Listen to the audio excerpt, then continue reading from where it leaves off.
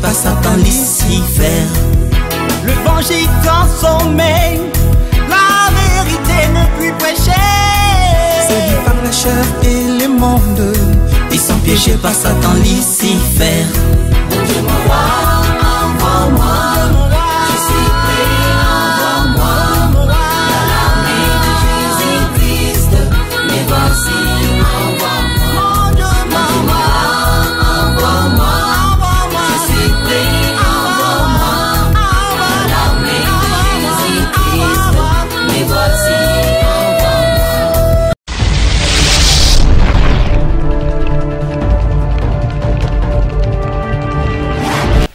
Shalom bien-aimé peuple de Dieu, que mon Dieu vous bénisse et encore bien moi, votre serviteur, le psalmiste Théophile Obi.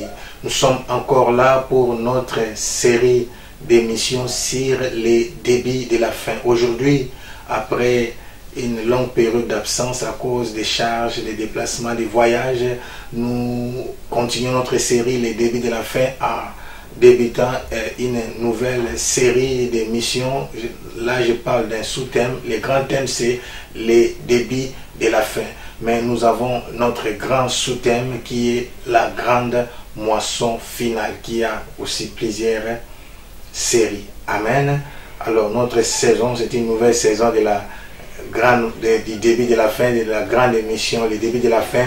Mais aujourd'hui, nous voulons parler de la grande moisson finale. Nous allons d'abord prier avant toute chose, car Dieu est l'alpha et l'oméga. Prions l'Éternel. Père de gloire, nous te sommes reconnaissants. Merci encore pour ta fidélité. Merci pour ta justice. Merci parce que tu es le même hier, aujourd'hui et éternellement. Nous nous confions encore entre tes saintes mains. Viens nous conduire, viens nous diriger, viens nous orienter. Viens prendre contrôle de toutes choses. Que tout ce que nous allons faire en silence soit pour ta gloire. Assiste-nous et glorifie ton nom.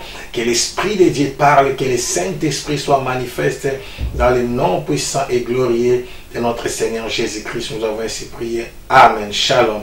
Que Dieu vous bénisse. Alors nous allons commencer cette nouvelle série dans notre rubrique début de la fin, mais nous parlons de la grande moisson finale. Pourquoi la grande moisson finale? Alléluia. Et notre texte de base, nous allons utiliser par rapport à cette émission Matthieu 13, 24 à 30. Matthieu 13, il faut toujours retenir ça, Matthieu 13, 24 à 30 et puis 36 à 39.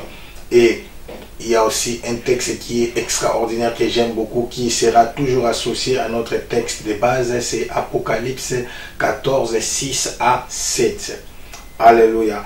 Et pour Matthieu 13, 24 à 30, je vais seulement expliquer, et 36 à 39, beaucoup de gens connaissent ces passages, mais ce qui m'intéresse plus, c'est Apocalypse 14, 6 à 7. Nous allons lire la parole de Dieu. Prépare-toi, prenons nos Bibles. Ensemble, nous allons faire l'étude et passer des moments merveilleux dans la présence de Dieu, dans la prière. Et je sais que quelqu'un parmi nous sera abondamment béni. Alléluia. Nous lisons Apocalypse 14, verset 6 à 7. Il est dit ceci. J'ai vu un autre ange qui volait au milieu du ciel. Il avait un évangile éternel pour l'annoncer aux habitants de la terre, à toute nation, toute tribu, toute langue et peuple. Alléluia. Oh mon Dieu. Je répète, Apocalypse 14, je répète verset 6. J'ai vu un autre ange qui volait au milieu du ciel. Il avait un évangile éternel pour l'annoncer aux habitants de la terre. À qui? À toute nation, tribu, langue et peuple. Amen. Alors verset 7, il disait d'une voix forte: craignez Dieu et donnez-lui gloire. Craignez Dieu et donnez-lui gloire. Alléluia. Pourquoi? Car l'heure de son jugement est venue, et prosternez-vous devant celui qui a fait le ciel, la terre, la mer et les sources d'eau. Alléluia. Ici, il parle de la crainte de Dieu et l'invitation à l'adoration. Amen.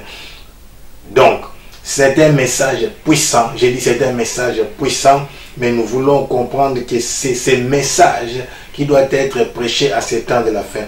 Quand nous parlons de l'évangile éternel, je vais expliquer l'évangile, ça veut dire la bonne nouvelle. Dans la suite, dans notre série d'émissions, progressivement, on va parler précisément de l'évangile éternel. Mais aujourd'hui, nous voulons d'abord introduire notre sujet qui est la grande moisson finale. Dans la grande moisson finale, il est hyper important que nous puissions donner la nourriture du temps convenable. Et la nourriture du temps convenable à ces temps de la fin, c'est l'évangile éternel. Peuple, n'oubliez pas, dans la 7e église, c'est l'une des séries de mes enseignements sur les 7 phases de l'église. J'explique que les problèmes de l'église de Laodicée sera qu'il dit il est riche. Amen. Il n'est pas pauvre. L'église elle-même dit je suis riche, je me suis enrichi. Amen. Aujourd'hui, nous voyons l'église prospérer. C'est bon, je veux parler aussi de la prospérité. C'est une bénédiction. Il faut aimer la bénédiction. Mais le plus grand problème, nous voulons atteindre toutes les catégories des individus. Il y a des messages qui n'influencent pas trop des dignitaires, des gens qui sont élevés, bénis, parce qu'ils en ont déjà. Ils ont la bénédiction. Mais quand nous entrons dans les domaines de l'éternité, alléluia, comme tout être humain, toute personne sait qu'il est mortel. Il va penser par rapport au reste de sa vie, par rapport à sa vie après la mort. Voilà pourquoi la nourriture du temps convenable à ces temps de la fin, c'est l'évangile éternel. Alléluia. Il disait d'une voix forte, craignez Dieu et donnez-lui gloire, car l'heure de son jugement est venue. Donc ici, il est question du jugement. Montrer à ces gens-là qu'il y aura un jugement, le jugement dernier. Et il est dit, et prosternez-vous devant lui qui a fait les ciels, la terre, la mer et les sources d'eau. Et si nous reconnaissons que l'Éternel des armées est le maître de l'univers, alléluia, montrez aux gens qu'il y a un créateur, il y a quelqu'un qui était à l'origine de toutes choses. Il y a un créateur qui n'est pas un fruit d'hasard. Je parle à quelqu'un, je touche le cœur d'une personne qui a déjà vu un dessin, un tableau, qui a déjà vu un art, qui a déjà vu une maison, qui a déjà vu quelque chose qui n'a pas de créateur ou d'artiste, de quelqu'un qui l'avait conçu. Alléluia. Chaque chose que nous voyons même dans la nature, chaque œuvre a un architecte, chaque œuvre a quelqu'un qui est le chef d'œuvre d'art, quelqu'un qui était derrière l'œuvre pour comment dirais-je, la créer. Amen. Ou bien dessiner les tableaux en question, ou bien créer, ou bien construire une maison. Personne ne peut me dire qu'une maison a été construite par elle-même. Ça n'existe pas. Et si vous regardez la structure de l'homme, vous regardez comment, si vous étudiez l'anatomie, la science, la biologie, vous allez comprendre que comment il y a des liens. Parce que nous parlons des atomes, nous parlons des molécules, nous parlons du carbone. Quand on dit l'homme est poussière, retournera poussière. La source de toutes choses, c'est quand on parle du carbone. Donc c'est l'origine même. Amen. C'est comment on arrive à détecter l'âge des eaux. Quand on parle dans l'archéologie, par système de carbone 14. Toutes ces choses nous montrent la grandeur de Dieu. Quand vous voyez comment l'enfant se forme dans le ventre d'une mère, ça c'est la gloire de Dieu. Si vous étudiez les cœurs, c'est la gloire de Dieu. Si vous étudiez les cerveaux, c'est la gloire de Dieu. Le fonctionnement du corps humain, c'est extraordinaire. Il y a un créateur derrière. Alléluia. Mais ce créateur est le roi des rois, c'est lui le Seigneur des seigneurs, le maître de l'univers. Et un jour, l'homme sera appelé à être jugé. C'est ça le message de l'évangile éternel. C'est l'invitation à la repentance. Et rappeler aux gens qu'il y aura un jugement. Alléluia. Par rapport à tout ce que nous faisons. Donc il doit craindre Dieu non pas par rapport aux hommes, mais par rapport au jugement dernier, qu'un jour, les riches, les pauvres, toute personne sera jugée. Alléluia. Amen. Les grands, les petits, la classe moyenne, la haute classe, je ne sais pas, toute personne. Ok, la Bible dit il est réservé à tout homme de mourir qu'une seule fois, après quoi vient le jugement. Alléluia. Vous comprenez? Il n'y a pas de système de réincarnation, non. Donc tant que tu as vu, la Bible dit aujourd'hui, si vous attendez sa voix, n'endurcissez pas votre cœur. Alléluia. Écoutez, n'endurcissez pas vos cœurs.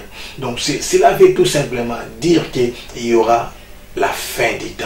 L'évangile éternel, c'est annoncer la bonne nouvelle de la fin, annoncer la bonne nouvelle du jugement, annoncer aussi la bonne nouvelle de la rédemption. C'est pourquoi la rédemption nous appelle à adorer celui qui a créé les cieux et la terre, à reconnaître l'amour et la fidélité de Dieu. Donc après avoir reçu Christ comme Seigneur et Sauveur, après la repentance, on réalise comment Dieu est bon, comment il s'est sacrifié et il a donné sa vie pour que nous soyons sauvés. Amen. Alléluia. Je voulais dire à quelqu'un que Dieu t'aime dans ta vie des péchés. C'est Dieu qui nous a aimés les premiers. Alléluia. Dieu, Jésus a dit ceci, les médecins ne viennent pas pour des justes, mais les médecins ne viennent pas pour les gens qui sont en bonne santé. Les médecins viennent pour les malades. Jésus est venu aussi pour les pécheurs. Dieu ne te condamne pas, mais il te dit, donne-lui seulement ton cœur et va et ne pêche plus. Alléluia. Donc à ce temps de la fin, nous avons besoin de rappeler au monde que Jésus revient bientôt. Et le jugement viendra sur la terre pendant la tribulation. Après la tribulation, nous allons vivre les milléniums. Après les milléniums, il y aura la guerre, la bataille finale, Gog et Magog. Après la bataille finale, ça sera le jugement dernier. La fin de toutes choses, cette terre sera emballée comme un tapis. Alléluia. Comme on emballe un tapis, sera jeté au feu. L'antichrist, la bête et les faux prophètes seront jetés au feu pour l'éternité. Et il y aura un nouveau ciel et une nouvelle terre. Amen. Mais en même temps, tant que nous sommes sur cette terre, nous sommes appelés à conquérir, à gagner, à évangéliser, à prêcher la bonne nouvelle. Et le Dieu qui est fidèle sait que nous avons besoin d'argent pour atteindre des multitudes. C'est pourquoi la Bible dit l'argent répond à tout. Amen. Moi, je ne condamne pas la prospérité. Dans mes enseignements, vous allez comprendre. Jusque quand je vais à plus, on va avancer, on va voir l'un des signes aussi de la grande moisson finale, c'est que l'Église sera abondamment bénie. Je vous donne des raisons valables qui vous prouveront et qui vont attester les vérités que nous allons partager ensemble. Alléluia. Que mon Dieu vous bénisse. Alors, nous parlons de la grande moisson finale. Amen.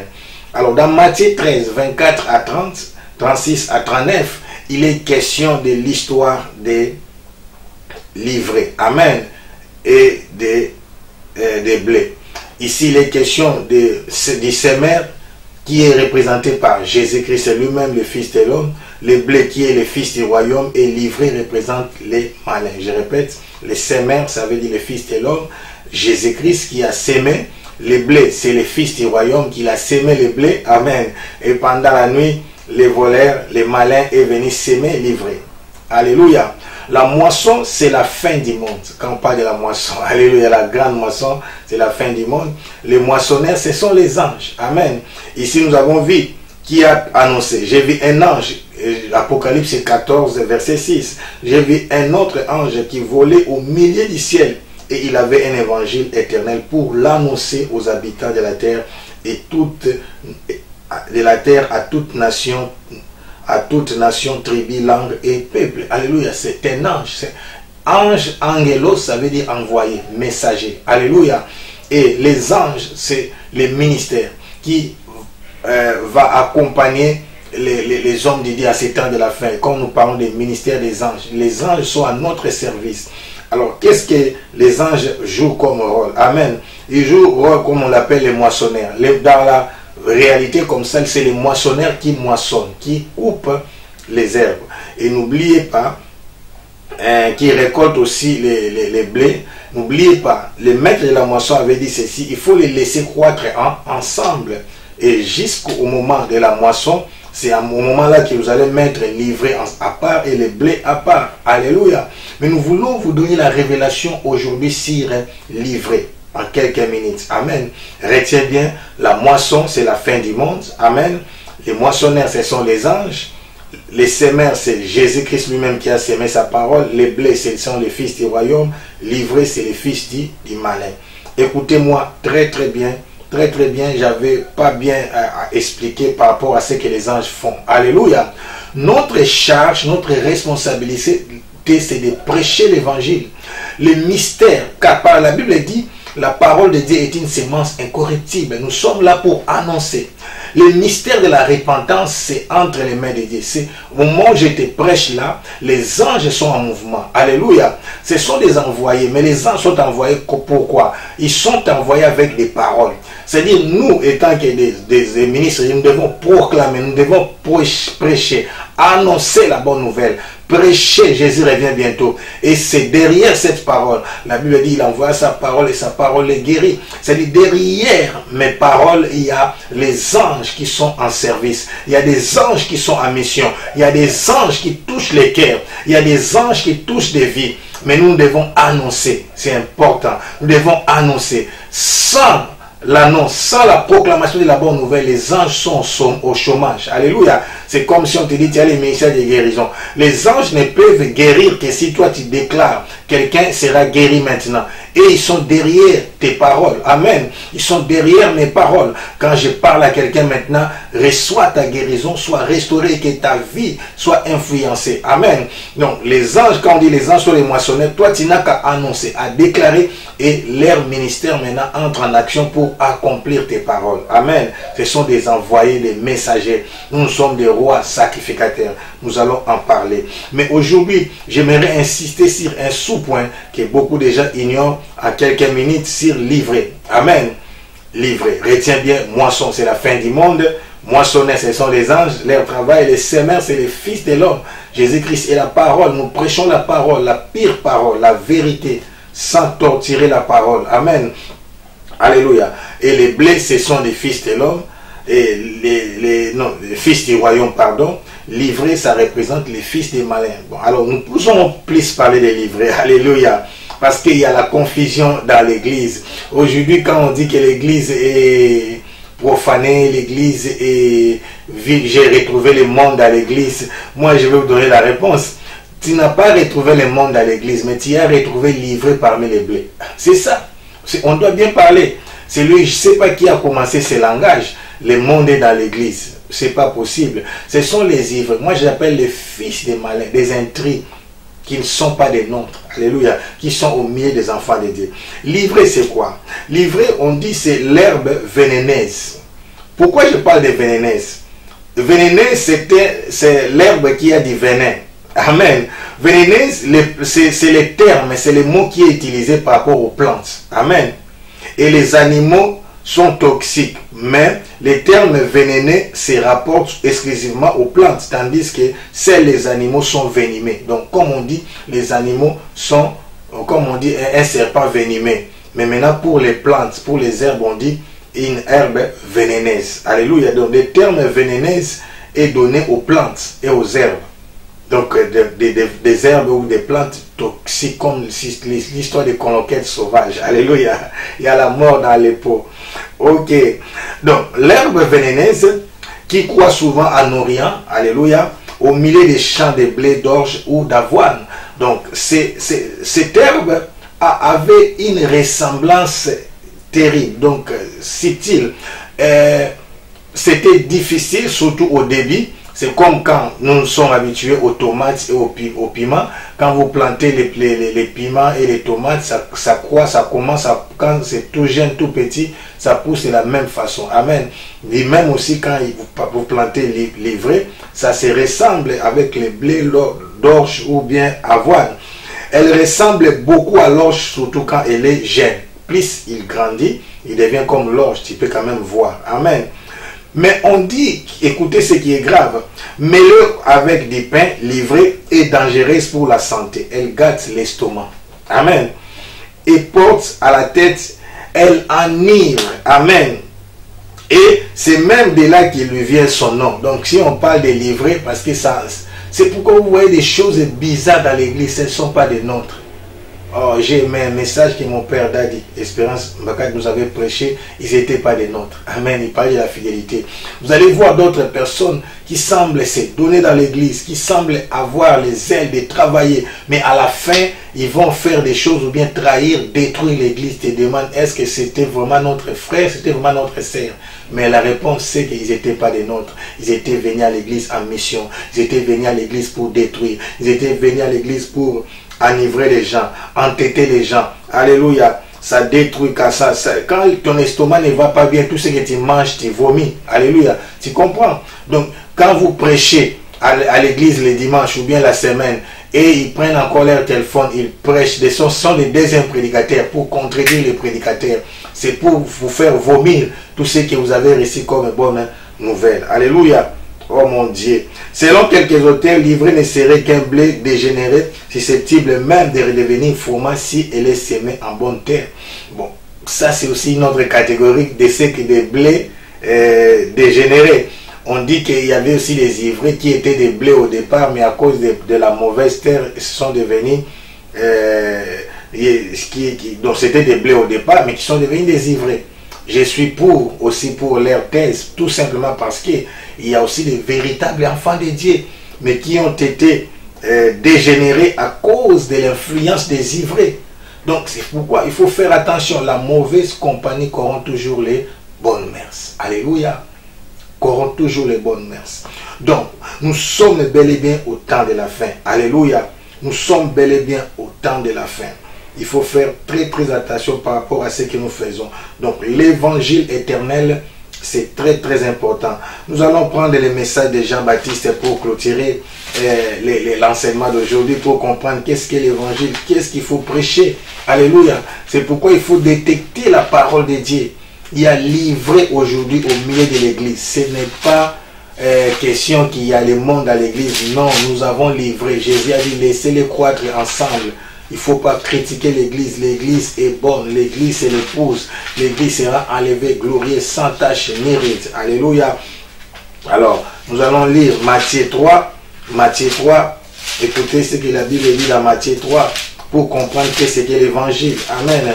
Matthieu 3 nous dit ceci. Matthieu 3 verset 7. Matthieu 3 nous dit, et comme il voyait venir au baptême beaucoup de pharisiens et des sadducéens, il leur dit, race de vipères, qui vous a appris à fuir la colère, à venir. Amen. Vous comprenez? Ils venaient. Donc, quand ils appellent race de vipères, donc ce sont des chrétiens, mais avec des venins.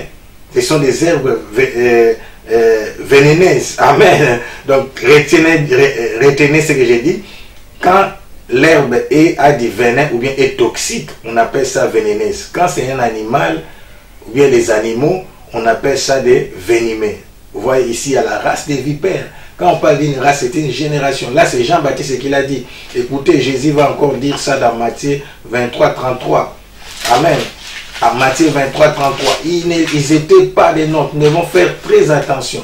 Mais à la fin, Dieu va nous séparer. Il va mettre l'ivraie à côté, le blé à côté.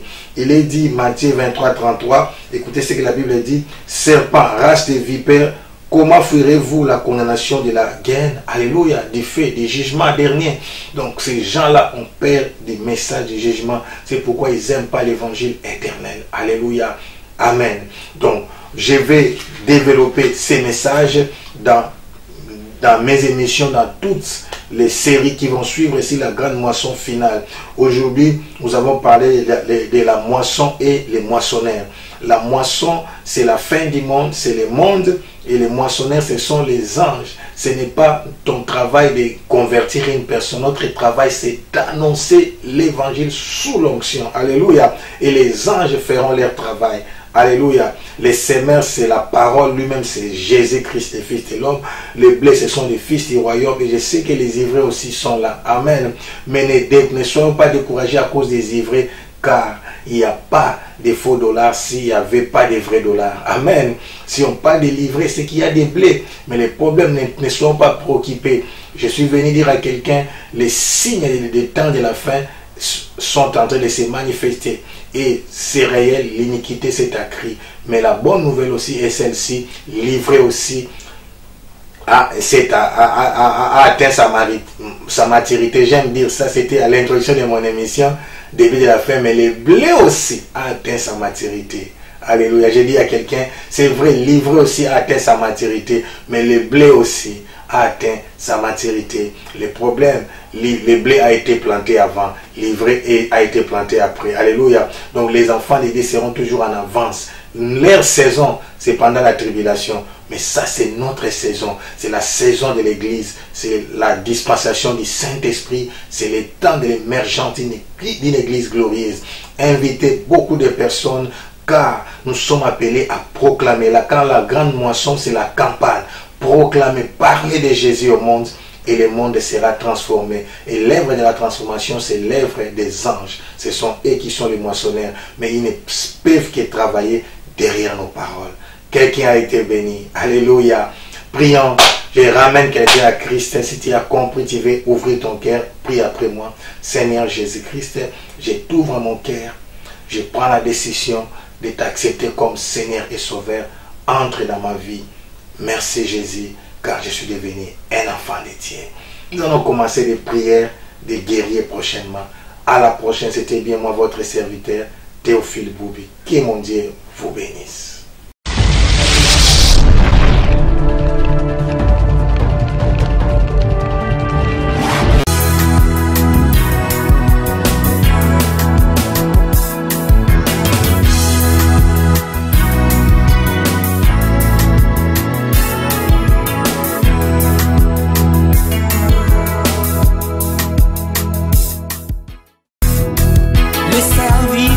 Corrompu, emporté par l'argent. Les femmes et les pouvoirs, ils ont échoué à leur mission. Le serviteur corrompu, emporté par l'argent. les femmes et les pouvoirs, ils ont échoué à leur mission. Mon Dieu, mon roi,